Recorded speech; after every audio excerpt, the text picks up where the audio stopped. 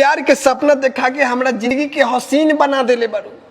प्यार के सपना देखा के हमरा जिंदगी के हसीन बना देले बारू। आ हम तारा से लव मैरिज बियाह का कइनी कि तू हमरा के आदमी से मशीन बना देले बारू।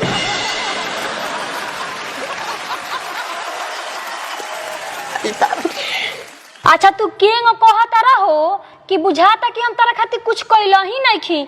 तोहरे से बियाह करे खातिर नु अपना इज्जत के बलिदानी दे देनी, तारा साथे भाग के चलैनी। ना ना ई बात तो माने के पड़ी। ई बात में हम कबो इनकार ना करे। तहरा खानदान में जे बा इज्जत के बलिदानी देवे के परंपरा एकदम शुरू से चलता आवता। खुद तहर माई कितना बड़का इज्जत के बलिदानी देले बाड़ी प्यार खातिर। त हमरा ये घड़ी में पता चलल ह कि उनकर कैसे धरिछन महतो से भइल बियाह दोंगा का दी। दोंगा करावे तहर बाबूजी टायर चलावत रहे नु फतिंगन महतो। तो तहर बाबू फतिंगन महतो गए रहे टायर से विदागरी करावे दोंगा। बस उनका टायरे पर प्यार हो गल। तहर बाबू जन बारे अभी बस बेचारू अभी एने धरिछन महतो पेरा जो ह तारा कि अब आई काहे खातिर तार माई आवे। तारा माई का तो हो रहे प्यार।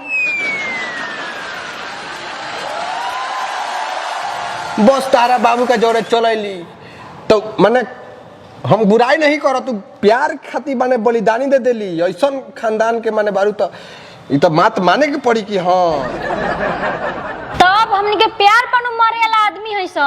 हमर माई बचपने से हमरा के सिखावत रहे, देख ले लुलिया प्यार से बढ़ के कुछ ना होला, प्यारे सब कुछ ह। देखा तो कितना उच्च विचार बता रहा माई के। बेचारी जिंदगी भाई ये नहीं उड़ा दिले बाड़ी। तो जौन माने उड़ा दिले होइए तो न सिखाइए तारा के। आई घड़ी तारा ऑटियो पट्टी के जितना लड़कियां बड़ी सब तारा माई के गुरु माता बनैले बड़ी सब। आ उहे घड़ी इज्जत के बलिदानी देवे में कमी नहीं से करत। ओ कनियो खातिर प्यार से बढ़ के कुछ नहीं खे। सुने में आइल तारा बड़का बाबू के लड़कियों भाग गइल बिया प्यार खातिर। तब खानदानी न होई सा हमनी के पुरखा पुरानिया से चलत आवत आई। हाँ एकदम चलते रहे के चाहिए। तो हनिए जैसा लड़की नु बारू लोगन के हमने जैसा लड़का लगे कल्याण हो जाता है। छोरा होने ढेर बातचीत भाई जा तनी कपड़ो तार खींचे के बाद सांझ के तारा मार्केट में जाए के भाई। जा जा जा फिर आई सब जिंदगी में प्यार पहले ही मत चला। हाँ तो अगर वीडियो अच्छा लागल होगे तो एकरा के लाइक कर दियो लोगन टिप के एकदम।